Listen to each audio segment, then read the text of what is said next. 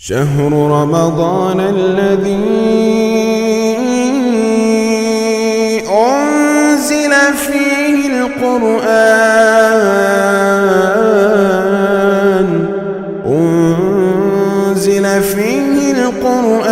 هدى للناس وبينات من الهدى والفرقان۔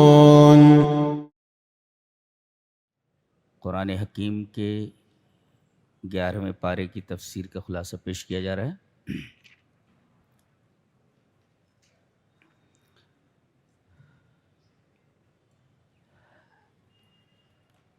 ایک بات پیش نظر رکھیں کہ ملک عرب میں بسنے والوں کی دو قسمیں، وہ لوگ جو شہروں میں سکونت پذیر ہو گئے ان کو عرب کہا جاتا ہے، اور جو دیہاتوں میں جا کر بس گئے انہیں آراب کہا جاتا ہے۔ انہی کا تذکرہ ہے، الاعراب اشد کفرا و نفاقا۔ تو ملک عرب کے ساکنین اور ان کے باشندگان کی دو قسمیں ہیں۔ جو لوگ شہروں میں جا کر بس گئے انہیں عرب کہا جاتا ہے، اور جو لوگ صحراؤں میں دیہاتوں میں جا کر بس گئے ان کو آراب کہا جاتا ہے۔ پھر آراب کی دو قسمیں بتائی گئیں، ایک آراب منافقین اور ایک آراب مومنین، یعنی یہ دیہاتوں میں رہنے والے آراب کی دو قسمیں ہیں، ایک منافقین کی اور ایک مومنین کی۔ اس کے بعد یہ بتایا گیا کہ مدینہ کے اطراف میں، بالکل مدینہ سے متصل، یہاں بھی کچھ منافقین ہیں اور بڑے سخت قسم کے منافق ہیں۔ ان کے بارے میں فرمایا گیا کہ یہ اتنے بڑے منافق ہیں کہ آپ ان کے نفاق کو پہچان ہی نہیں سکتے۔ ہم جانتے ہیں، آپ نہیں جان سکتے۔ لا تعلم نحن نعلم، ہم جانتے ہیں، آپ نہیں جانتے۔ اور منافقین کی ایک اور قسم جو شہر مدینہ میں نبی کے ساتھ رہتی تھی، یہ اسلام کو ظاہر کرتے تھے لیکن اندر یہ کفر کو چھپاتے تھے۔ اور ایک گروہ مومنین کا ہے۔ اس کے بعد اللہ تبارک تعالیٰ نے ارشاد فرمایا کہ 3 قسمیں ہیں مومنین کی۔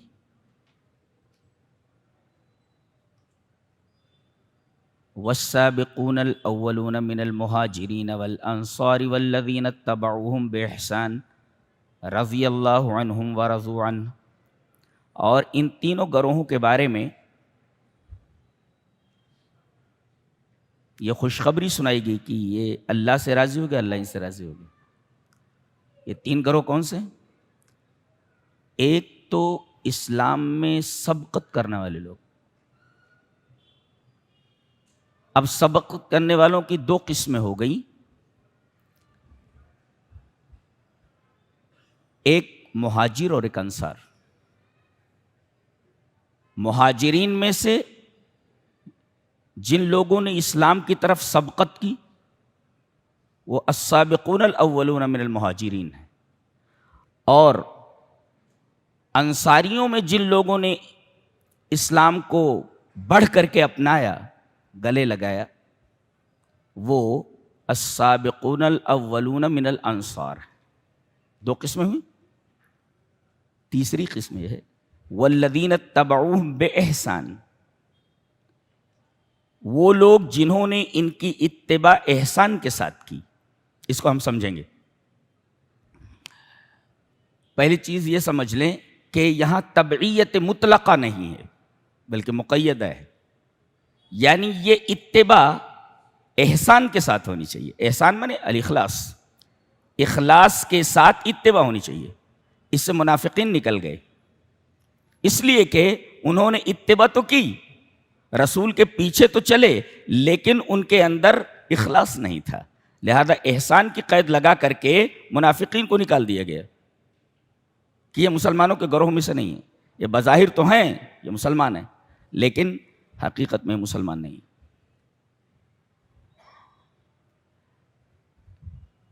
وَاتَّبَعُوهُمْ بِإِحْسَان کا مطلب ایک مفسر بتاتا ہے، ایک تو ہے سابقون الاولون من المہاجرین اور ایک ہے سابقون الاولون من الانصار.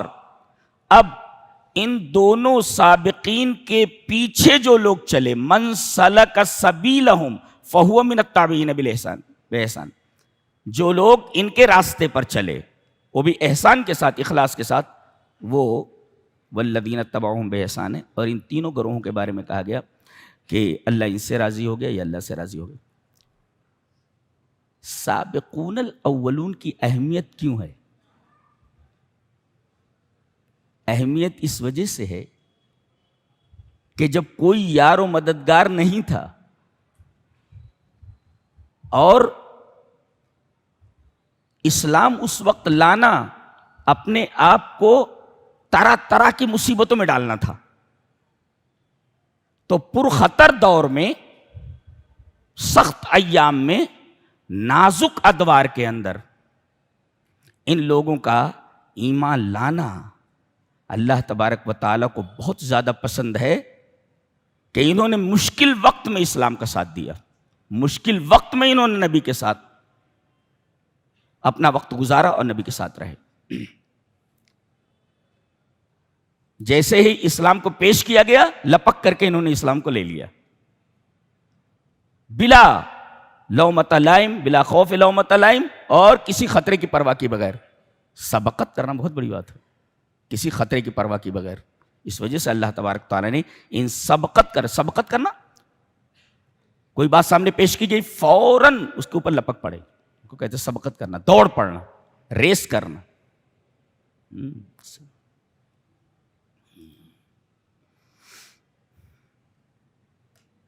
یہ تو ان تین گروہوں کی بات تھی.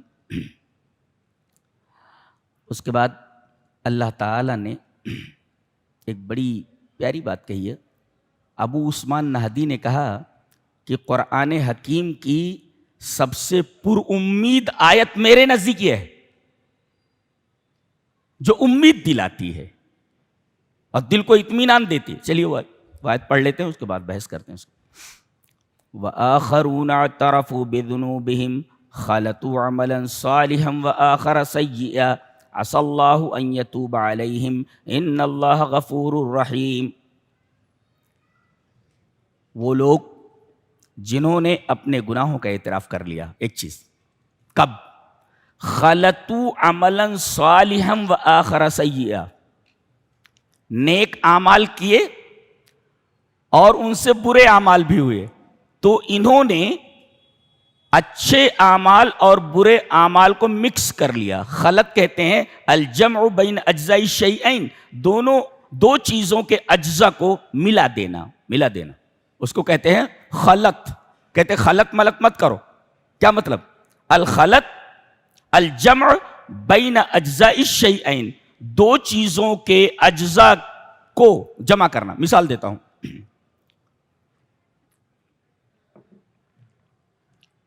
ایک گلاس میں دودھ ہے، اور یہ پانی ہے جی. اب اس پانی کو دودھ میں ملا دیا گیا ہے. اس کو کہتے ہیں دو چیزوں کے اجزاء کو جمع کر دینا. دودھ کے اجزاء میں پانی کے اجزاء مکس ہو گئے. اس کو کہتے ہیں خلط کرنا، خلط. لیکن تعبیر بڑی عجیب استعمال کی گئی ہے جو حیرت ناک تعبیر ہے، اللہ، جو اس بات کی دلیل ہے کہ اللہ تبارک تعالیٰ کا کلام ہے. کیا کہا؟ خَلَطُوا عَمَلًا صَالِحًا، انہوں نے نیک اعمال کو ملا دیا اور دوسرے گناہ کو، اور پھر گناہ کو. یہ واو بیچ میں لایا گیا، واو. حالانکہ یوں کہہ دیا جاتا کہ خَلَطُوا عَمَلًا صَالِحًا بِعَمَلٍ سَيِّئٍ، برے اعمال کے ساتھ انہوں نے نیک اعمال کو ملا دیا. با لایا جاتا، با. تو یہاں با نہ لا کر کے اس کے عوض میں یہاں واو لایا گیا، واو بیچ میں، جو انگریزی میں اینڈ کی طرح ہوتا ہے. اینڈ، اور جبکہ یہ کہا جاتا کہ نیک عملوں کو برے عمل کے ساتھ ملا دیا، ساتھ لانا چاہیے تھا. ایسا کیسے کہ نیک عمل کو ملا دیا اور برے عمل کو اور لانے کی کیا ضرورت تھی؟ بہت پیاری حقیقت بیان کی گئی ہے. اگر یہاں بے لایا جاتا تو وہ مفہوم پیدا نہیں ہوتا تھا جو انتہائی دقیق ہے، جو قرآن حکیم کا اسلوب بیان ہے دقت لیے ہوئے. کیسے؟ یہ خالص دودھ ہے، اس کی الگ حقیقت ہے، اور یہ پانی ہے، اس کی الگ حقیقت ہے. اب اس پانی کو ہم نے دودھ میں مکس کر دیا، ملا دیا. بتائیے کہ دودھ دودھ نہیں رہا اور پانی پانی نہیں رہا، دونوں متغیر ہو گئے، دونوں بدل گئے. ارے بھائی پانی کو آپ نے دودھ میں ملا دیا تو اب یہ پانی بھی نہیں ہے اور دودھ بھی نہیں ہے، دونوں بدل گئے. دودھ دودھ نہیں رہا، پانی پانی نہیں رہا، یہ مطلب ہے. تو اگر یہ کہہ دیا جاتا کہ خلطوا عملا صالحا بعمل سیئ، تو مطلب یہ ہوتا کہ نیک عمل نہیں رہ گیا اور برا عمل نہیں رہ گیا. یہ مطلب ہو جاتا. اور ہم کہتے ہیں خلطت الماء باللبن، اور میں نے کہا خلطت الماء واللبن، وہ بیچ میں لا، دونوں میں فرق سمجھتے ہیں؟ فرق یہ ہے کہ خلطت الماء باللبن اگر کہا جاتا تو آپ نے دودھ کو پانی کے ساتھ مکس کر دیا، پانی مکس ہو گیا. تو اس میں مخلوط کون ہے؟ پانی. اور مخلوط بہی کون ہے جس کے ساتھ ملایا گیا؟ پانی یا دودھ. پانی مخلوط ہے اور دودھ کے ساتھ ملایا گیا تو پانی مخلوط بہی ہے، برابر. یہ دونوں الگ الگ ہو جاتے. لیکن اگر خلطت الماء واللبن کہا جاتا تو اس میں سے ہر ایک مخلوط ہے اور مخلوط بہی ہے. پانی مخلوط ہے، مخلوط بہی بھی ہے، اور دودھ مخلوط ہے، مخلوط بہی بھی ہے. یہ دقیق بات بیان کی گئی. اس کو بار بار سننا کیسٹ سے، سمجھ میں آ جائے گی. جی، اس کا مطلب یہ ہے کہ پانی کو دودھ میں ملانے کے بعد یہ دودھ نہیں رہا. تو کیا ایسا ہو سکتا کہ برائی کو نیکی میں ملا دیا گیا تو نیکی نہیں رہی؟ لا لا لا، نیکی اپنی جگہ ہے، برائی اپنی جگہ ہے، یہ بتایا گیا. ملنے کے بعد بھی نیکی اپنی جگہ ہے اور برائی اپنی جگہ ہے. یہ معنی اس وقت نکلے گا جب یہاں واو کو لایا جائے. اگر بے لایا جائے تو مفہوم پیدا نہیں ہوتا. اس لیے کہ مل گیا تو پانی پانی نہیں رہا، دودھ نہیں رہا، دونوں کی حقیقتیں بدل گئی. لیکن اگر واو بیچ میں لایا جائے تو مطلب یہ ہوگا کہ ملنے کے بعد بھی پانی پانی ہے اور دودھ ہے. تو پہلے ایسا کرو کہ پانی کو دودھ میں ملا لو، یہ ہوا خلطت الماء باللبن. اور تیل کو پانی میں ملا لو، تب ہوگا خلطوا عملا صالحا وآخر سیئا. واو کب آئے گا؟ جب پانی اور تیل دونوں مل جائیں، تیل میں پانی کو ملا دیا جائے تب واو آئے گا. اس لیے کہ تیل الگ ہوتا ہے اور پانی مکس ہونے کے بعد بھی دونوں الگ ہیں. مل گئے دونوں نا، تیل اور پانی دونوں مل گئے، لیکن ملنے کے بعد بھی تیل الگ ہے، پانی الگ ہے، دونوں الگ الگ دکھتے ہیں واو لانے کے بعد. لیکن اگر بے لایا جاتا تو ایسا ہوتا جیسے دودھ پانی میں مل گیا اور پانی دودھ میں مل گیا، دونوں الگ الگ ہو گئے اور دونوں کی حقیقتیں بدل گئی. دودھ نہیں رہا، پانی نہیں رہا. لیکن اگر پانی کو ملا دیا جائے تیل کے اندر تو تیل رہتا ہے، پانی رہتا ہے. یہ فرق ہے واو لانے میں اور بے لانے میں. یہ قرآن حکیم کا انداز بیان ہے. جی، تو کہتے ہیں کہ آدمی نے نیک عمل کیے، نیک عمل کے ساتھ کچھ گناہ بھی ہو گئے، تو اب کرنا کیا ہے؟ اسے کرنا یہ ہے کہ اپنے گناہوں کا اعتراف کرے، اعتراف بذنب کرے. اعتراف بذنبہ، اے اللہ اب میں اپنے گناہوں کا اعتراف کرتا ہوں، میں نے کیا گناہ، میں اپنے گناہوں کو مانتا ہوں، اعتراف کرتا ہوں. تو نیک عمل کے بعد اگر کوئی گناہ ہو جائے تو اس گناہ کا اعتراف کرو، میرے رب میں اعتراف کرتا ہوں کہ یہ گناہ مجھ سے ہوا، اب تو مجھے معاف کر دے۔ اللہ فرماتا ہے اگر تم اپنے گناہوں کا اعتراف کر لو تو عسى اللہ ان یتوب علیہم، اور کل میں نے بتایا کہ تابہ کے صلہ اگر الا آتا ہے تو بمان العفو، تو اللہ تم کو معاف کر دے گا، اور اس کے لیے عسى لایا گیا۔ عسى تفید الرجا، امید کا فائدہ دیتا ہے، لیکن جب یہ اللہ کے لیے آئے تو وہاں یقین کا معنی ہوتا ہے، اس لیے کہ اللہ ایسا نہیں کرتا کہ امید دلا کر وہ چیز نہ دے، تو عسى کہا گیا۔ عسى امید کے لیے آتا ہے، اور جب یہ اللہ کے لیے آئے تو یقین کے معنی میں ہوتا ہے، اس لیے کہ اللہ کسی چیز کی امید دلا کر کے نہ دے ایسا ہوتا ہی نہیں ہے، لہذا عسى کی نسبت اگر اللہ کی طرف کی جائے تو یہ یقینی، محقق اور مقرر ہوتا ہے۔ عسى اللہ ان یتوب علیہم، کیوں؟ اس لیے کہ ان اللہ غفور رحیم، اس لیے کہ اللہ غفور رحیم ہے، یہ جو بخشش ہے یہ اس کے رحمت کی وجہ سے ہے۔ گویا کہ مغفرت یہ رحمت کے ساتھ ملابس ہے، اس کے ساتھ ملی ہوئی ہے، لازم ہے اس کے لیے، اس لیے کہ اللہ بخشتا کیوں ہے؟ اس لیے کہ وہ رحیم ہے، رحمت کی وجہ سے بخشتا ہے وہ۔ اور رحمت کس کے اوپر ہوگی؟ جب آدمی گناہ کرنے کے بعد اپنے گناہ کا اعتراف کر لے۔ شیطان نے یہی اعتراف نہیں کیا تھا، آدم نے اعتراف کیا، بخش دیے گئے۔ کیا کہا؟ اعتراف کیسے کیا؟ قال ربنا ظلمنا انفسنا وان لم تغفر لنا وترحمنا لنكونن من الخاسرین۔ دونوں نے کہا، آدم اور حوا نے، اے ہمارے رب ہم نے اپنے نفسوں پر ظلم کیا۔ ہاں اعتراف بھی ظلم، اس کا نام ہم نے اپنے اوپر ظلم کیا، یہ ہے گناہ کا اعتراف۔ اور اس نے کیا کہا؟ انظرنی الی یوم یبعثون، قیامت تک مجھے مہلت دے تاکہ میں لوگوں کو گمراہ کروں۔ دیکھیے، ایک نے اعتراف بالذنب کیا، معاف کر دیا گیا، اور ایک اعتراف بالذنب نہیں کر رہا، ڈٹا ہوا ہے اپنے گناہ کے اوپر، اس کو معاف نہیں کیا گیا۔ ایک فلسفر نے کہا ہے کہ غلطیوں پر سرکشی کا اضافہ نہ کرو، اس لیے کہ اللہ کے ہاں غلطی قابل معافی ہے، سرکشی قابل معافی نہیں۔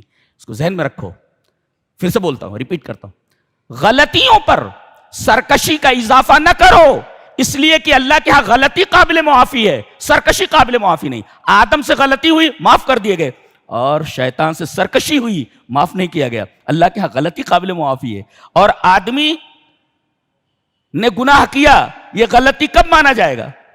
آدمی کے گناہ کا ارتکاب غلطی کب مانا جائے گا؟ بتایا گیا، اعتراف بالذنب کرے، اپنے گناہ کا اعتراف کرے۔ تو گناہ کا اعتراف کرنا اس بات کی دلیل ہے کہ اس سے غلطی ہوئی ہے، اور اگر گناہ کرنے کے بعد گناہ پر ڈٹا ہوا ہے تو یہ غلطی نہیں ہے، ہذا تمرد، یہ سرکشی ہے، اور اللہ کے ہاں سرکشی قابل معافی نہیں۔ تو غلطی کے دائرے میں رہو، سرکشی کے دائرے میں کبھی بھی مت جانا، وہ تباہی کا دائرہ ہے، بہت خراب قسم کا میدان ہے وہ۔ یہ اللہ نے آگے فرمایا، خذ من اموالہم، اے ہمارے حبیب آپ ان کے مالوں سے صدقہ لیجئے۔ صدقہ، صدقے کا فائدہ بتایا گیا، تطہرہم وتزکیہم، اس سے تمہارا دل پاک ہوگا، تمہارا دل پاک ہوگا۔ دیکھیے، صدقے سے دل پاک ہوتا ہے، اور تمہارا مال پاک ہوگا، تمہارا مال پاک ہوگا۔ اور نبی سے کہا گیا صدقہ دینے والوں کے لیے آپ دعا کیجئے، کیوں؟ اس لیے کہ آپ کی دعا ان کے لیے باعث سکون ہے۔ جی، یہ تین فوائد ہیں صدقہ دینے، لہذا صدقہ نکالو۔ اور یہ مہینہ زکوٰۃ کے علاوہ، حالانکہ زکوٰۃ اس وقت دینا چاہیے جب سال گزر جائے، کچھ لوگ انتظار کرتے ہیں کہ رمضان آئے اس میں ہم زکوٰۃ نکالیں گے تو ثواب بڑھ جائے گا، ثواب بڑھتا نہیں ہے، اس لیے کہ وہ فرض ہے وہ۔ جی، ٹائم مکمل ہو گیا، حولان حول ہو گیا، سال پورا ہو گیا، اب نکالنا واجب ہے۔ آپ انتظار کریں کہ ہم اپنی زکوٰۃ رمضان میں ادا کریں گے اور اس کا ثواب بڑھ جائے گا، یہ توہم ہے، کچھ نہیں بڑھتا اڑتا۔ ہاں، صدقہ آپ دیجئے، اللہ سے صدقے کے فائدے ہیں۔ مؤذن ہیں، ذرا لے جاؤ کنارے اور ڈالو ذرا جیب میں تھوڑا سا۔ یہ ہیں امام صاحب، کہاں گے قاری صاحب؟ ذرا پکڑو ان کو، کونے میں لے جاؤ اور ذرا ڈالو ان کے جیب میں۔ جی، اس کے بعد غزوہ تبوک کا بیان ہے، اور غزوہ تبوک میں 30,000 مسلمان شریک ہوئے. 3 قسم کے لوگ اس غزوے میں شریک نہیں ہوئے، وہ بیان کیا جا رہا ہے. یہ 3 قسم کے لوگ کون ہیں جو اس عظیم الشان غزوے میں، جو سب سے بڑا غزوہ تھا، سب سے بڑا لشکر تھا جس میں 30,000 افراد نے شرکت کی، کون سے وہ 3 لوگ ہیں جنہوں نے اس میں شرکت نہیں کی؟ ایک تو منافقین ہیں، عذر معذرت کر کے بیٹھ گئے. ایک دوسرے معذور لوگ، بیمار لوگ، کمزور لوگ، بوڑھے لوگ، بچے، عورتیں، یہ سب شریک نہیں ہوئے. 2 اور تیسرے کچھ لوگوں نے سستی کی وجہ سے شرکت نہیں کی، ان کے بارے میں بتایا گیا. وَعَلَى الثَّلَاثَةِ الَّذِينَ خُلِّفُوا، خاص طور سے یہ 3 لوگ ہیں. کون کون؟ ہلال ابن امیہ، مرارہ ابن ربیع اور کعب ابن مالک. یہ 3 لوگ ہیں. علی الثلاثہ کہہ کر کے 3 کہہ کر کے بتایا گیا. یہ 3 لوگ ہیں جو سستی کی وجہ سے اس میں شامل نہیں ہوئے، اور ان کا سوشل بائیک آؤٹ کیا گیا، یہاں تک کہ 52 دنوں کے بعد ان کی بخشش کی آیتیں اتری اور انہیں معاف کر دیا گیا. اسی دوران جب نبی کریم صلی اللہ علیہ وسلم جنگ تبوک کے لیے جا رہے تھے تو کچھ منافقین نے ایک مسجد بنائی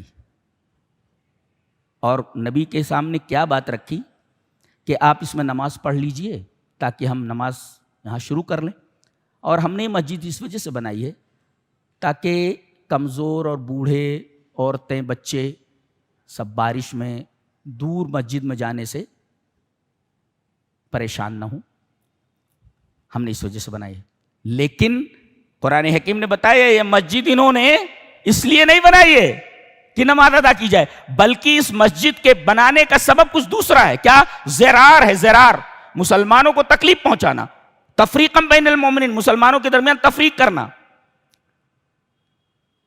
اب آپ سوال کر سکتے ہیں کہ ہمیں کیسے معلوم ہو کہ یہ مسجد زرار ہے اور یہ مسجد زرار نہیں ہے؟ ہاں، فرق کر سکتے ہیں جی.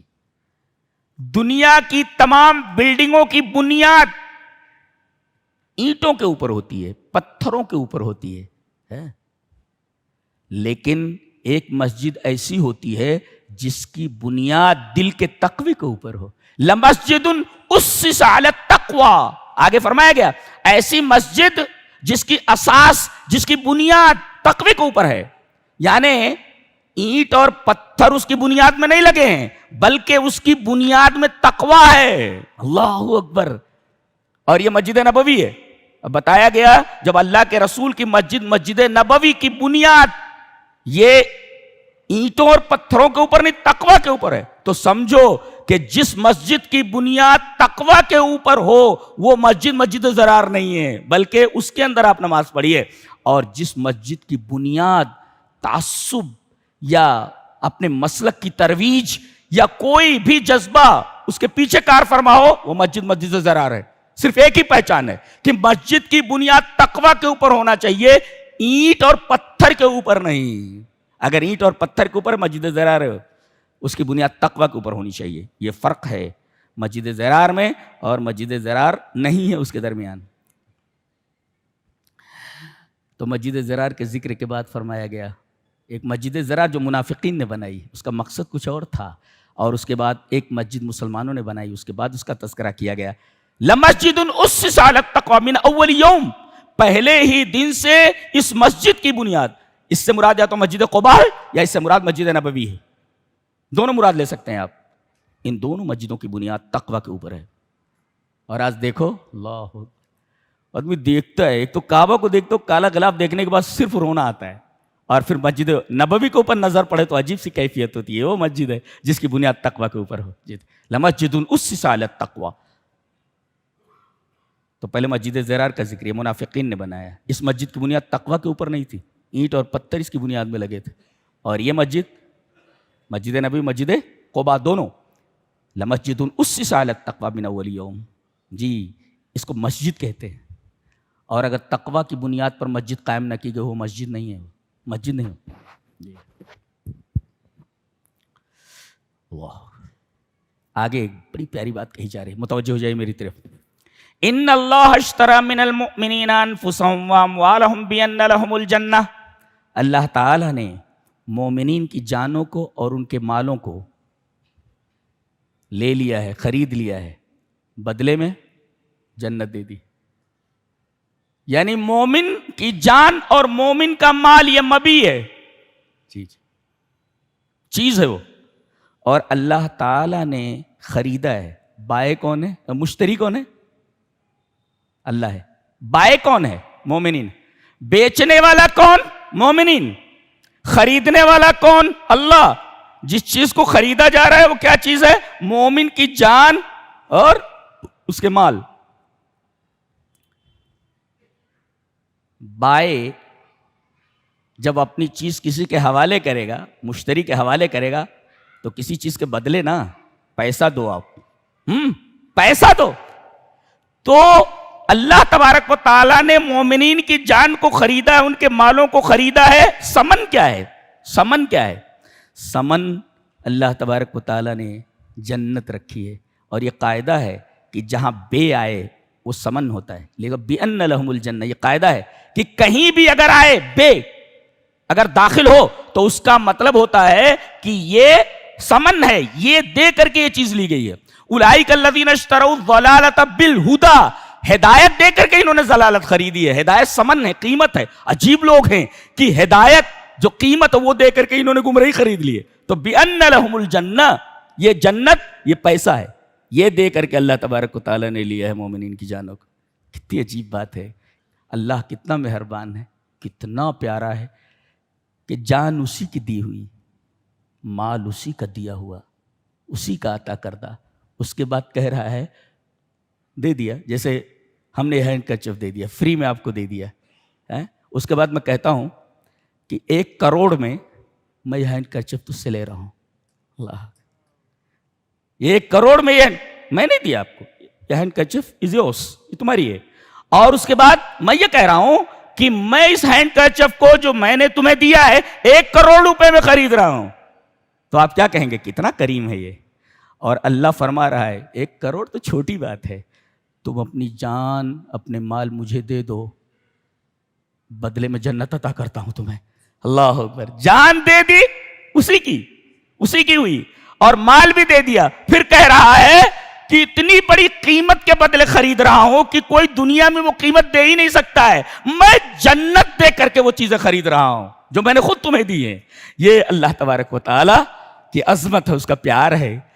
کتنا پیار ہونا چاہیے ہمیں اللہ سے، اللہ کتنا پیار ہونا چاہیے۔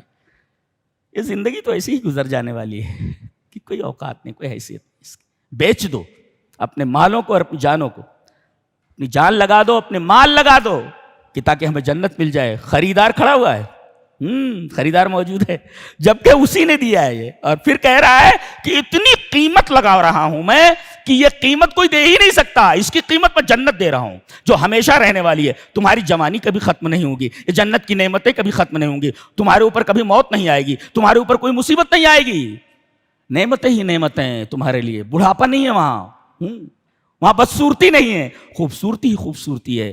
یہ خرید رہا ہوں میں، اللہ اکبر۔ ان اللہ اشتری من المؤمنین انفسهم، دینے والا بھی وہی دے کر کے کہہ رہا ہے سب سے بڑی قیمت دے کر کے میں خریدنا چاہتا ہوں۔ دینے کے لیے تیار ہو؟ کیا چاہیے؟ تیری جان چاہیے، تیرا مال چاہیے۔ اللہ سبحان اللہ سبحان اللہ۔ اور اس ہستی سے ہمیں کوئی پیار نہیں، اس سے کوئی محبت نہیں، کوئی محبت۔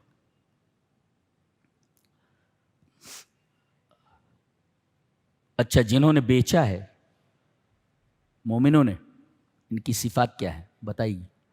9 صفات ہیں ان کی، آگے بتائے گا۔ یہ کون ہیں؟ یہ کیسے لوگ ہیں جو اللہ تبارک و تعالیٰ کو اپنی جان دے دیں، اللہ تبارک و تعالیٰ کے لیے مال دے دیں؟ یہ کون لوگ ہیں؟ صفات بیان کی گئی، 9 صفات ہیں ان کی۔ جی کون کون؟ التائبون العابدون الحامدون السائحون الراکعون الساجدون الآمرون بالمعروف والناہون عن المنکر والحافظون لحدود اللہ وبشر المؤمنین مومنوں سے خریدا نا. اللہ کہہ رہا ان کو خوشخبری دے دو, مومنین کو, جن سے ہم نے وہ چیز خریدی ہے ان کو خوشخبری دے دو, یہ مومنین ہے. بتایا گیا ان اللہ اشترى من المومنین, مومنین سے خریدا. تو مومن کون؟ وبشر المومنین, مسلمانوں کو خوشخبری دے دو. کون مومنین ہیں؟ یہ ہیں جن کے اندر یہ 9 اوصاف ہیں. التائبون, خطا ہو جائے تو توبہ کر لیتے ہیں. اس کا یہ مطلب نہیں ہے کہ ان سے غلطی نہیں ہوتی ہے. ہاں میرے بندے تجھ سے غلطی ہو جا رہی ہے, ٹھیک ہے, توبہ کر لے, معاف کر دیتا ہوں. تائبون, اس کا مطلب جس سے ہم اللہ خرید رہا ہے یہ معصوم نہیں ہے, غلطی ان سے بھی ہوتی ہے. اللہ فرما رہا ہے میرے بندے غلطی ہو جائے نا توبہ کر لے, معاف کر دیتا ہوں. توبہ کرنے والے, عبادت کرنے والے, الحمدن, اللہ کی تعریف کرنے والے, السائحون, روزہ رکھنے والے, سائح مراد روزہ, الصائمون کے معنی میں, الراکعون, رکوع کرنے والے, الساجدون, سجدہ کرنے والے, الآمرون بالمعروف, اور بھلائیوں کا حکم دینے والے. یہاں تک کہیں واو نہیں ہے, ایسا نہیں کہا گیا. توبہ کرنے والے اور عبادت کرنے والے اور تعریف کرنے والے اور روزہ رکھنے والے اور رکوع کرنے والے اور سجدہ کرنے والے اور بھلائی کا حکم دینے, کہیں واو نہیں ہے بیچ میں. اور جب صفات بغیر واو کے ذکر کی جائیں تو مطلب یہ ہوتا ہے کہ یہ ساری صفات ایک ہی آدمی میں ہے. گویا یہ ان مومنین میں ساری صفات ہیں جن کی جان اور مال کے بدلے میں, جن کی جان و مالوں کو میں جنت کے بدلے خرید رہا ہوں. ایک سوال کر سکتے ہیں آپ کہ 7 کے بعد واو ہے, 7 صفات ذکر کی گئی ہیں, 7 کے بعد واو ہے. یہ نحو کا قاعدہ ہے. عرب لوگ جب کسی چیز کو گنتے ہیں تو کہتے ہیں واحد, اثنان, ثلاثہ, اربع, خمسہ, ستہ, سبع, اس کے بعد کہتے ہیں وثمانیہ. 7 کے بعد واو لاتے ہیں اور 8 ایسے ہوتے ہیں. واحد, اثنان, ثلاثہ, اربع, خمسہ, ستہ, سبع وثمانیہ. بیچ میں اینڈ نہیں لاتے ہو. جب 8واں بیان کرنا ہوتا ہے 7 کے بعد, تو 7 کے بعد جب 8واں جوڑنا ہوتا ہے تو واو لگاتے ہیں. یہ دیکھو یہاں, التائبون 1, العابدون 2, الحامدون 3, السائحون 4, الراکعون 5, الساجدون 6, الآمرون بالمعروف 7, والناہون 8 کو لائے تو 8 کے پہلے واو لگا دیا گیا. یہ قاعدہ ہے, عرب گنتی ایسے کرتے ہوں. 7 کے بعد جب 8 کو جوڑنا ہوتا تو بیچ میں واو لگاتے ہیں, اینڈ لگاتے ہیں, ورنہ بغیر اینڈ ہی کے, بغیر واو ہی کے ساری صفات بیان کرتے, ساری گنتیاں کرتے ہوں. یہ قاعدے کے مطابق. اچھا, اس میں آپ دیکھیں 9 اوصاف ہیں, اس میں 6 اوصاف اس میں 6 اوصاف ایسے ہیں جو خالق سے متعلق ہیں. کون کون؟ توبہ اللہ سے, عبادت اللہ کی, تعریف اللہ کی, روزہ اللہ کے لیے, رکوع اللہ کے لیے, ساجد سجدہ کرنے والا اللہ کے لیے, الآمرون کتنے ہوئے؟ 1 2 3 4 5 6 ہوا. یہ 6 جو ہے یہ ہے اللہ کے لیے. توبہ اسی سے, عبادت اسی کی, تعریف اسی کی, روزہ اسی کی, رکوع اسی کے لیے, سجدہ اسی کے لیے. یہ 6 جو ہے نا یہ متعلق ہیں خالق سے. اچھا, اور بعد کے 2 الآمرون بالمعروف والناہون عن المنکر, بھلائی کا حکم دینا, برائی سے روکنا, یہ یتعلقان بالمخلوق بمعاملۃ المخلوق. اس کا تعلق مخلوق سے ہے کہ ایک آدمی دوسرے آدمی کو بھلائی کا حکم دے اور ایک آدمی دوسرے آدمی کو برائی سے روکے. تو یہ جو الآمرون بالمعروف والناہون عن المنکر ہے, یہ 2 ان کا تعلق مخلوق سے. اچھا, آخری جو 9ویں صفت ہے والحافظون لحدود اللہ, یہ قبیلین دونوں کے لیے, اللہ کے لیے.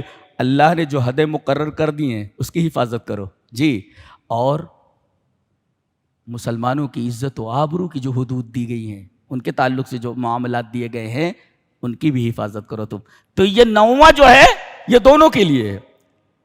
ان 9 میں سے 6 اللہ کے لیے اور 2 مخلوقات کے لیے اور 1 دونوں کے لیے. اللہ, اور اللہ نے فرمایا وبشر المؤمنین, ایسے مومنوں کو بشارت دے دو, خوشخبری دے دو. اللہ, کہا جا رہا ہے نبی سے کہ نبی کے لیے یہ جائز نہیں ہے، لا یلیق بہ، جائز نہیں اس کے لیے کہ مشرکین کے لیے دعا استغفار کریں اگرچہ وہ قریبی کیوں نہ ہو۔ اس کا مطلب یہ ہے باپ اگر مشرک ہو تو اس کی نماز جنازہ بچے کو نہیں پڑھنی چاہیے، نہ شریک ہو اس کے اندر۔ اگر شرک کے اوپر مرا ہے تو بیٹے کو چاہیے جو موحد ہے اس کی نماز جنازہ میں شریک نہ ہو، جائز نہیں اس کی نماز جنازہ پڑھنا۔ شرک اتنی خطرناک چیز ہے۔ ما کان للنبی والذین آمنوا ان یستغفروا للمشرکین ولو کانوا اولی قربی، اللہ اکبر۔ تو یہ جو تینوں نہیں گئے تھے ان کا سوشل بائیکاٹ ہوا، کوئی ان سے بات نہیں کرتا تھا، بات ہی نہیں کرتا تھا، اور کچھ دنوں کے بعد بیویوں سے بھی کہہ دیا گیا اپنے اپنے میکی چلی جاؤ، ان کو تنہا چھوڑ دو۔ کہتے ہیں کہ اتنی بڑی مصیبت میں مبتلا تھے، ضاقت علیہم الارض بما رحبت، زمین باوجود ہے کہ کشادہ ان کے اوپر تنگ ہو گئی تھی، پریشان ہو گئے تھے۔ یعنی اللہ کی نصرت کا اعلان ہو اور نصرت کے لیے نہ نکلے، اتنا بڑا گناہ ہے۔ لیکن اللہ تعالیٰ نے ان کی توبہ قبول فرمائی۔ کیا کہ فرمایا لَقَدْ تَابَ اللَّهُ عَلَى النَّبِيِّ وَالْمُهَاجِرِينَ وَالْأَنصَارِ الَّذِينَ اتَّبَعُوهُ فِي سَاعَةِ الْعُسْرَةِ، ایک ایک لفظ اس لائق ہے کہ ٹھہر کر اس پر گفتگو کی جائے۔ خطا ان تینوں سے ہوئی، اللہ تبارک و تعالیٰ نے نبی کی توبہ کے ساتھ ان کی توبہ کو جوڑ دیا ہے، جو صحابہ کرام کی عظمت پر دلیل ہے۔ یہ کہ خطا کار ہیں یہ، لیکن اللہ تبارک و تعالیٰ نے ان کی توبہ کو نبی کی توبہ کے ساتھ جوڑ دیا ہے، جس سے صحابہ کرام کے توبہ اور خود صحابہ کی عظمت معلوم ہوتی ہے کہ اللہ تبارک و تعالیٰ نے ان صحابہ کی توبہ کو نبی کی توبہ کے ساتھ جوڑ دیا ہے، جس سے صحابہ کی عظمت اور ان کے توبہ کی عظمت معلوم ہوتی ہے۔ لَقَدْ تَابَ اللَّهُ عَلَى النَّبِيِّ وَالْمُهَاجِرِينَ وَالْأَنصَارِ۔ اچھا، جنگ تبوک کو ساعۃ العسرہ کہا جاتا ہے، جنگ ساعۃ العسرہ، الذین اتبعوا فی ساعۃ العسرہ، یعنی تنگی کا وقت۔ ساعت کہتے ہیں چند لمحوں کو، ایک لمحے کو، اشارہ اس بات کی طرف ہے کہ پریشانی چند لمحوں کے لیے ہوتی ہے، تھوڑی دیر کے لیے ہوتی ہے، پریشانی ہمیشہ رہتی نہیں ہے۔ اللہ اکبر، یہ بتا دیا گیا۔ پریشانی اگر آدمی کو اوپر آئے تو گھبرائے نا، اللہ نے فرمایا یہ ساعۃ العسرہ، سختی کے دن جو ہوتے ہیں وہ ہمیشہ نہیں رہتے، ٹل جاتے ہیں، لہذا مصیبت آنے پر جزا فضا مت کرو، بلکہ اللہ تبارک تعالیٰ کو شکر ادا کرو، اس لیے کہ مصیبت کے بعد دو آسانیاں آنے والی ہیں۔ جی جی۔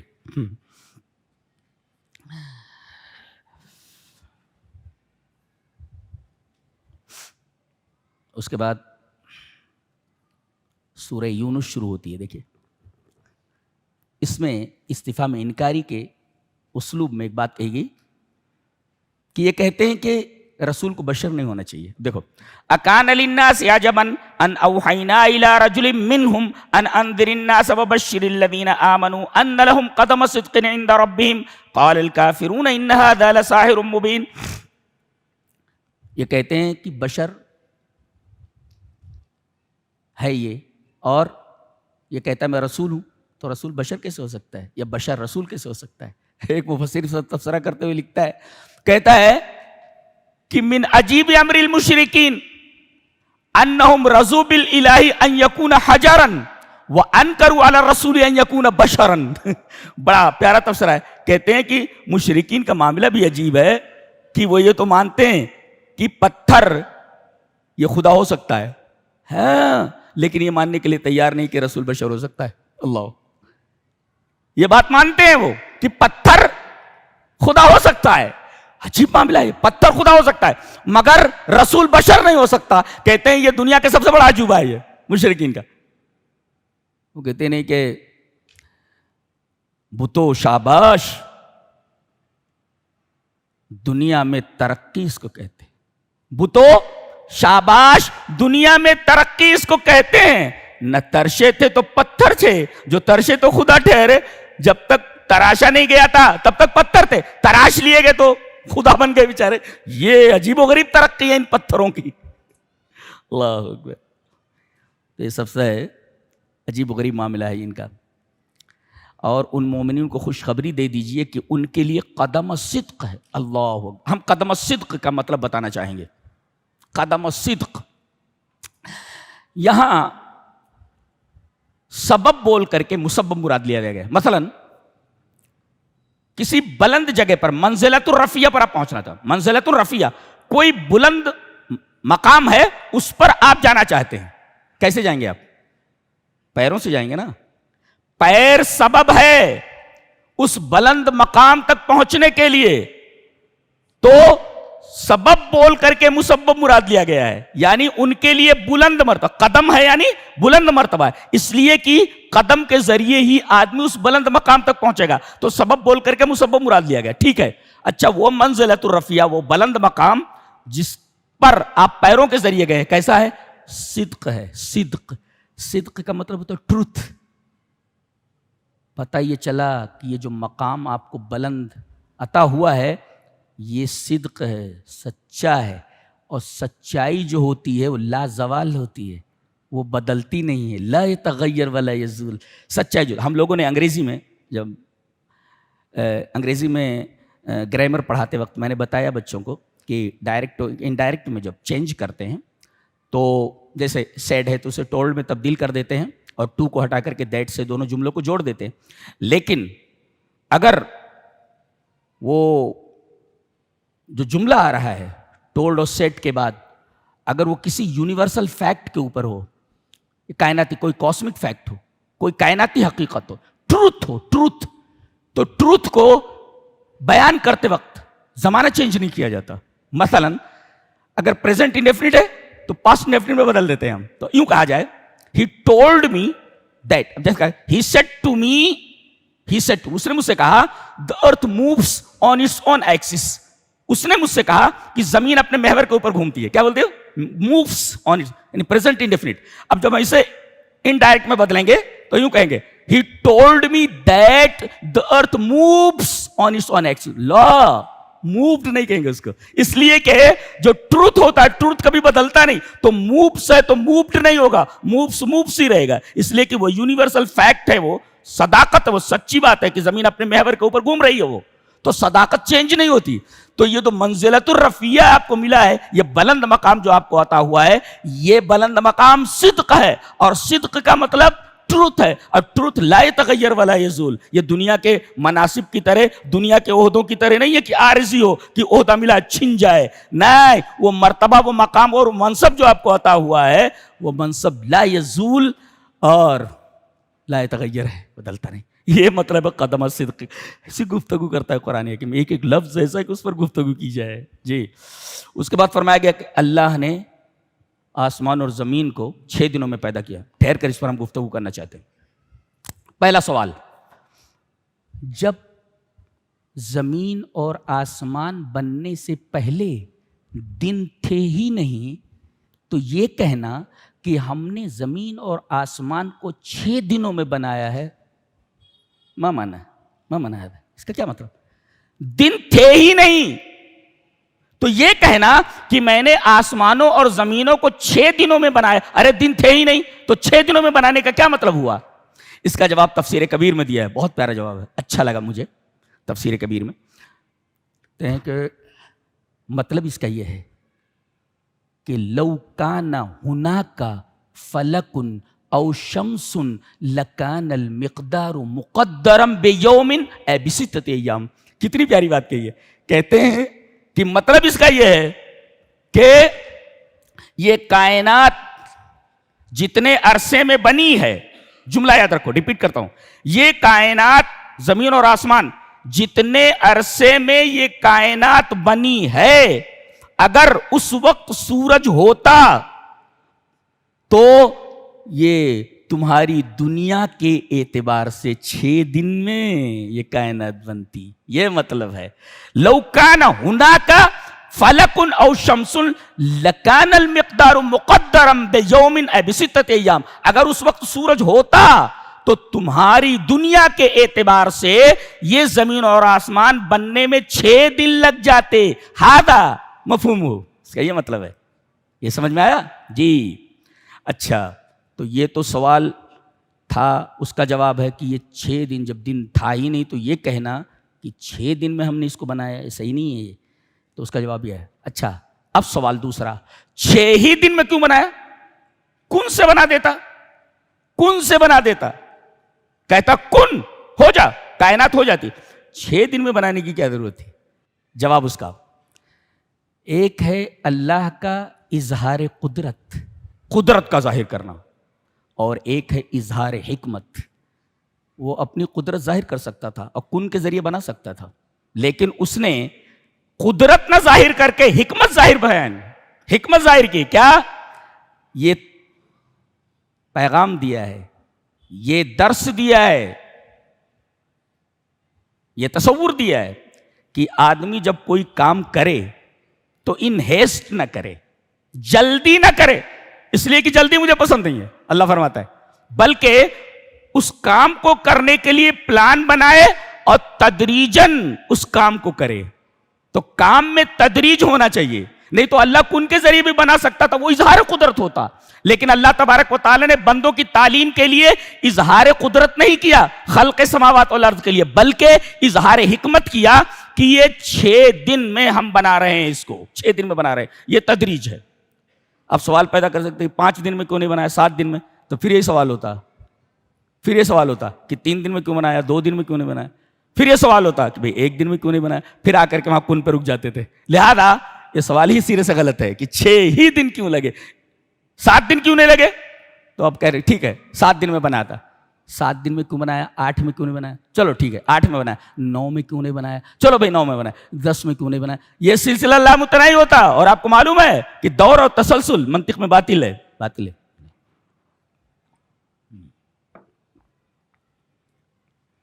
کیا بات ہے. ایک کام کرو, تمنا کرو جلدی سے اللہ سے ملاقات ہو, اس لیے کہ جو جس سے محبت کرتا ہے نا چاہتا ہے کہ جلدی سے مل لوں اس سے. ہاں, اور اس کے برخلاف کچھ لوگ ہیں. فرمایا گیا ان الذين لا يرجون لقاءنا ورضوا بالحياة الدنيا واطمأنوا بها والذين هم عن آياتنا غافلون. کہتے ہیں کچھ لوگ ایسے ہیں جو ہم سے ملنے کی امید نہیں کرتے. اللہ ہم سے ملنے, یہ کون ہے؟ لا يخافون عذابا, انہیں عذاب کا خوف نہیں ہے. ولا يرجون حسابا, انہیں حساب کی امید نہیں ہے. اچھا, ایک ورضوا بالحیات الدنیا, دنیا ہی پر یہ راضی ہو گئے, خوش ہو گئے. دنیا پر راضی ہونے کا مطلب یہ ہے کسی چیز سے آپ خوش ہو جائیں, یہ ہے فعملوا بها, بس اسی کے لیے کام کرتے ہیں آپ. جس چیز سے آپ خوش ہو جائیں بس اسی کے لیے آپ کریں گے. تیسرے واطمأنوا بها, اور اسی پر مطمئن ہو گئے. مطمئن کسی چیز پر آدمی ہو جائے راضی ہونے کے بعد تو چوائس نہیں رکھتا کوئی, میں اسی پر مطمئن ہوں, مجھے اور نہیں چاہیے کوئی. تو گویا کہ اطمینان اگر کسی چیز پر ہو جائے تو چوائس ختم ہو جاتی ہے. تو گویا کہ ان کے پاس سیکنڈ چوائس ہے ہی نہیں. کیا؟ کہ مرنے کے بعد اللہ سے ملاقات کرنا ہے. ان کے پاس کوئی چوائس, ایک تو اللہ سے ملاقات کی امید نہیں ہے, اور دوسرے دنیا کی زندگی پر خوش ہیں, اور دوسرے مطمئن بھی ہو گئے. خوش ہونے کے بعد اطمینان بتایا گیا کہ اطمینان جب کسی چیز پر ہو جاتا ہے تو چوائس نہیں رکھتا, میں اس پر مطمئن ہوں بھائی, مجھے اور کچھ نہیں چاہیے. یعنی اطمینان کے اندر چوائس نہیں ہوتا, تو ان کو کوئی چوائس ہی نہیں ہے, آخرت نہیں چاہیے ہم کو بولے. اور یہ ہماری آیتوں سے غافل ہے. کیا مطلب؟ لا يتفکرون بأدلتنا, ہمارے جو دلائل کائنات میں بکھرے ہیں اس پر غور نہیں کرتے. ولا یعتبرون, اور عبرت حاصل نہیں کرتے. جگہ ان کی اولئک مأواہم جہنم, اولئک مأواہم النار, جہنم ان کا ٹھکانہ ہے. اللہ. اچھا, اب مومنین کا تذکرہ کیا گیا. جنت میں کریں گے کیا؟ کہتے کھانا تو ہر طریقے کا ہے, وہ جگہ ایسی آدمی سوچ نہیں سکتا. ایسی جگہ آپ دنیا کی حسین سی حسین جگہ کا تصور کر لیں, حسین سے حسین عورت کا تصور کر لیں, حسین سے حسین مکان کا تصور کر لیں. آپ کے اس تصور کے پرے ہے وہ نعمتیں, وہ حسن, وہ خوبیاں. جی جی, آپ سوچ نہیں سکتے اتنی خوبصورتی ہے وہاں پر جنت کے اندر. سب سے بہترین غذا کیا ہے بتایا گیا؟ دعواہم فیہا سبحانک اللہم, یہ ان کا کھانا ہے. الذ المآکل, سب سے لذیذ کھانا ان کے لیے کیا ہے؟ دنیا بھر کے کھانے تو ہیں ان کے لیے, سب سے لذیذ کھانا کون سا ہے؟ بولے یہ کہیں گے پاک ہے تو میرے رب تمام نقائص سے, تمام عیوب سے. سبحانک اللہم, اے ننزہک یا اللہ, اے اللہ ہم تجھے تمام نقائص اور عیوب سے منزہ کرتے ہیں کہ تو تمام نقائص سے پاک ہے. یہ ان کی غذا. جیسے ہم سانس لیتے ہیں نا, سانس, تو سانس آتی ہے سانس جاتی ہے، تو یہ سانس لیتے ہیں تو سبحانک اللہم، سانس نکالتے ہیں تو سبحانک اللہم، اسی پر وہ زندہ ہیں، سمجھو اسی پر زندہ ہیں وہ جی، یہ سب سے لذیذ کھانا ہے ان کے لیے۔ اچھا دوسرے، وہ تحیتہم فیہا سلام، ملنے کے بعد، اور ان کے لیے جو تحیہ کیا ہے، سلام کا طریقہ کیا ہے، بولے اللہ کا سلام، سلام من ربہم و تحیتہم فیہا سلام، سلام آ رہا ہے اللہ کی طرف سے، اللہ سلام من ربہم من عند رب، اللہ کا سلام، ملائکہ آ رہے ہیں، ملائکہ سلام کر رہے ہیں، اور پھر ایک جنتی دوسرے جنتی سے ملا، السلام علیکم وعلیکم السلام جی، تو یہ ہے جنت آپ کی، سلام سلام سلام، سلامتی سلامتی ہے، یہاں نہ حسد ہے نہ بغض ہے نہ کوئی جی کوئی چیز نہیں ہے، تو سلامتی سلامتی، اور آخری پکار ان کی رہے گی الحمدللہ رب العالمین، ہر چیز کے بعد یہی بولیں گے الحمدللہ رب العالمین، بات ختم ہوئی الحمدللہ رب العالمین، کوئی بھی کام کریں الحمدللہ رب العالمین، یہ بولیں گے۔ اس کے بعد انسان کی ایک عجیب فطرت بیان کی گئی کہ جب یہ کسی مصیبت میں مبتلا ہوتا ہے، کسی بیماری میں مبتلا ہوتا ہے، تو بیٹھے کھڑے لیٹے یہ اللہ کو پکارتا ہے، اور جیسے مصیبت دور ہو جاتی ہے ایسا لگتا ہے جیسے اس نے اللہ کو پکارا ہی نہیں، کہا کہ فائی الظلم اعظم من ھذا الظلم، اس ظلم سے بڑا ظلم کیا ہو سکتا ہے کہ تمہاری غرض تھی، بیمار تھے، تو اپنی اس غرض میں تم نے اللہ کو پکارا، اور جب غرض پوری ہو گئی تو تم اللہ کو اس طرح بھول گئے جیسے تم اس کو جانتے ہی نہیں، اور تم نے اپنی مصیبت میں اس کو پکارا ہی نہیں تھا، اس ظلم سے بڑا کون سا ظلم ہو سکتا ہے؟ مطلب نکل گیا ہے تو پہچانتے نہیں، والا مسئلہ ہو گیا جی، وہی بتا گیا، وَلَوْ يُعَجِّلُ اللَّهُ لِلنَّاسِ الشَّرَّ اسْتِعْجَالَهُم بِالْخَيْرِ لَقُضِيَ اللَّهُ وَإِذَا مَسَّ الْإِنسَانَ الضُّرُّ دَعَانَا لِجَنبِهِ أَوْ قَاعِدًا أَوْ قَائِمًا، پہلو کے بل، کھڑا بیٹھا، لیکن ہم جب تکلیف دور کر دیتے ہیں تو ایسا ہو جاتا ہے جیسے اس نے ہم کو اس مصیبت میں پکارا ہی نہیں تھا، یہ بہت بڑا ظلم ہے، بہت بڑا ظلم ہے یہ۔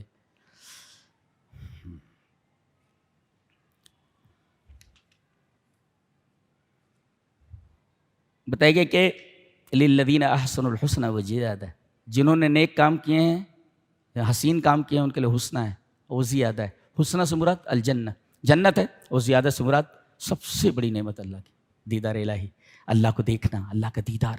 کیا تمنا نہیں ہوتی کہ یہ پوری کائنات جس نے بنائی ہے، بعض مناظر ایسے نظر آتے، دیکھ دو واو، ایسے ہاؤ بیوٹیفل سین از دس، کتنا خوبصورت ہے یہ منظر، کیا تمنا نہیں ہوتی کہ اس کا بنانے والا کون ہے، اس کو دیکھیں کیسا جمیل ہوگا، واہ، ہر مومن کی تمنا ہونی چاہیے اللہ کے دیدار کی، دیدار کی تمنا ہونی چاہیے۔ کہا گیا کہ قرآن موعظت ہے جی، اللہ فرما رہا ہے ہم نے قرآن کو موعظت بنا کر کے اتارا ہے، نصیحت۔ ایک صاحب لکھتے ہیں کہ ایک طالب علم نے ایک ترکی کو دیکھا، رجل من الاتراک، ایک ترکی کو دیکھا کہ وہ قرآن سامنے رکھ کر کے، عربی اچھی نہیں اس کی، لا یحسن بالعربی ہے، لا یحسن العربی ہے، عربی اچھی نہیں اس کی، وہ عربی جانتا ہی نہیں ہے، قرآن کو سامنے رکھ کر کے اور خالی رو رہا ہے۔ طالب علم پوچھ رہے ہیں لمت تبکی، لماذا تبکی، کیوں رو رہے ہو؟ وانت اللہ تعریف معانی، قرآن کا مطلب سمجھتے ہی نہیں ہو، اس کے بعد رو رہے ہو، تمہیں قرآن سمجھ میں آ رہا ہے؟ بولے نہیں سمجھ میں آ رہا ہے۔ پھر نہیں سمجھ رہے ہو بھائی تو رو کیوں رہے ہو؟ کہا کہ یکفی انہ کلام ربی، میرے لیے یہی کافی ہے کہ یہ میرے رب کا کلام ہے، اللہ، میرے لیے یہی کافی ہے کہ یہ میرے رب کا کلام۔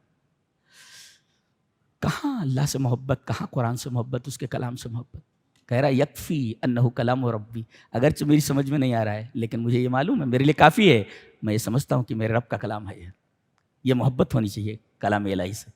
تو عادت بناؤ، 2 رکوع ہی پڑھ لو، 1 آیت ہی پڑھ لو، عادت بناؤ کہ 24 گھنٹے میں قرآن حکیم تم سے جدا نہ ہو، 1 آیت ہی پڑھ لو بس کافی ہے، لیکن قرآن کو مت چھوڑو، تاقی نسیاں مت بناؤ اس کو، تاقی نسیاں پر مت رکھو، یہ قرآن حکیم سے محبت ہے۔ یا ایھا الناس قد جاءتکم موعظۃ من ربکم، تمہارے رب کی طرف سے موعظت ہے یہ۔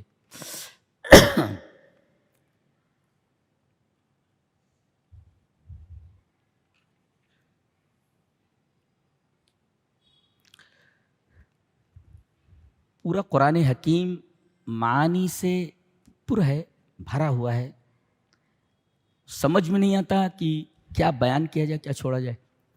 حضرت موسیٰ علیہ السلام بد دعا کر رہے ہیں، اپنی قوم کے اوپر کہ اے اللہ ان کے مال تباہ کر دے، ان کے دلوں کو سخت کر دے.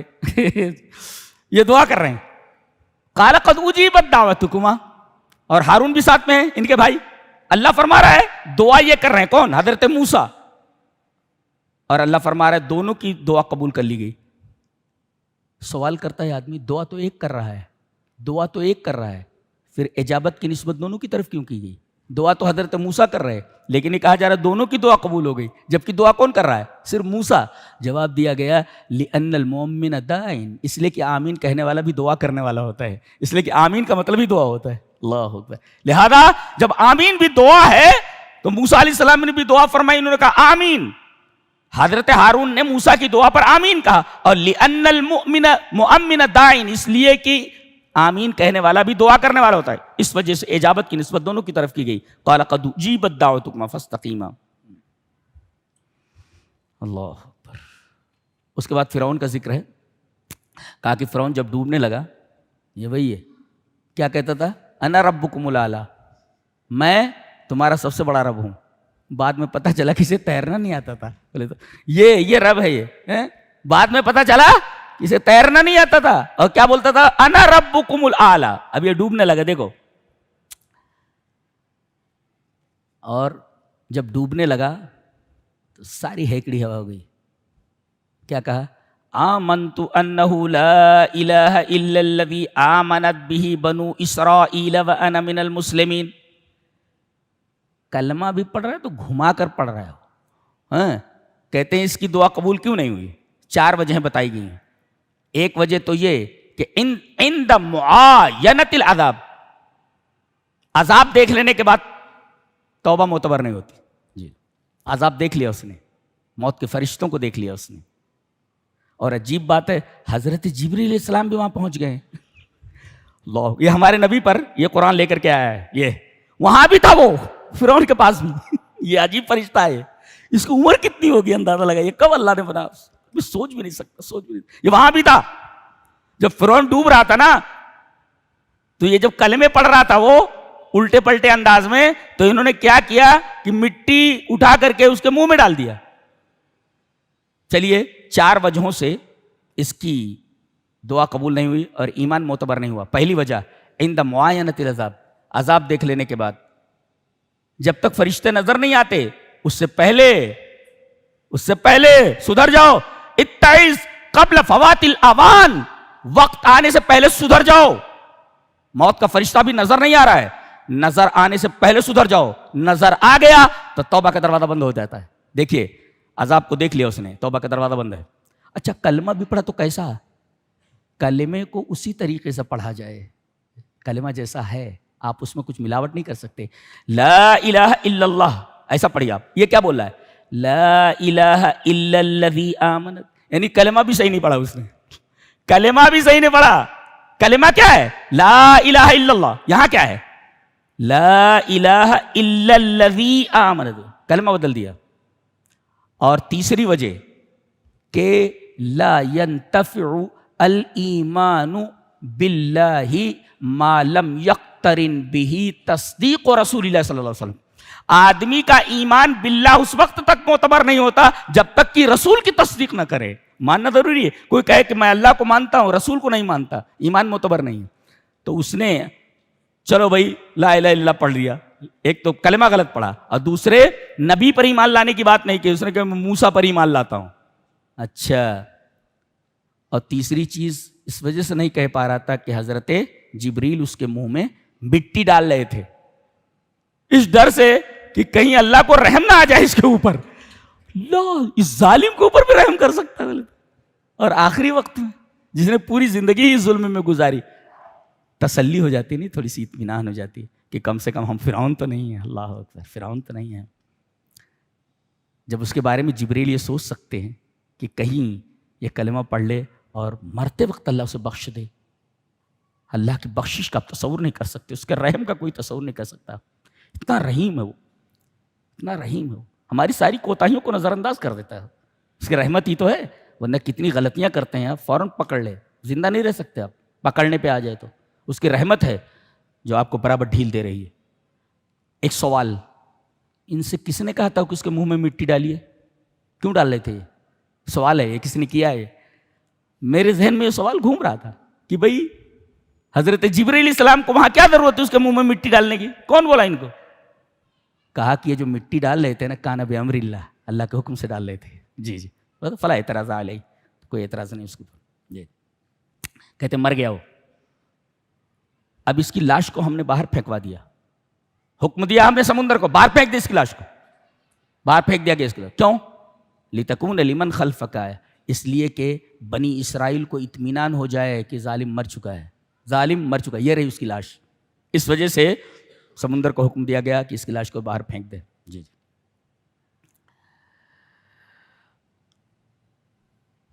فَإِن كُنتَ فِي شَكٍّ مِّمَّا أَنزَلْنَا إِلَيْكَ فَاسْأَلِ الَّذِينَ يَقْرَؤُونَ الْكِتَابَ مِن قَبْلِكُمْ. ہم نے جو چیز نازل کی ہے آپ کی طرف، اگر آپ شک میں ہیں تو ان لوگوں سے پوچھ لیجئے جو کتاب کو پڑھتے ہیں. علامہ ابن عثیمین رحمہ اللہ فرماتے ہیں ان من خالجتہ شبہۃ فی الدین فلیرجع الی اہل العلم. اگر اس کو دین کے کسی مسئلے میں شبہے کا خلجان ہو، خلجان اس کو ہو، تو اسے چاہیے کہ اہل علم کی طرف رجوع کرے. کوئی بھی مسئلہ آ جائے اسے چاہیے کہ وہ اہل علم کی طرف رجوع کرے. یہ رہا 11ویں پارے کا خلاصہ. اللہ ہمیں نیک عمل اور اچھی سمجھ کی توفیق عطا فرمائے. وآخر دعوانا ان الحمد للہ رب العالمین.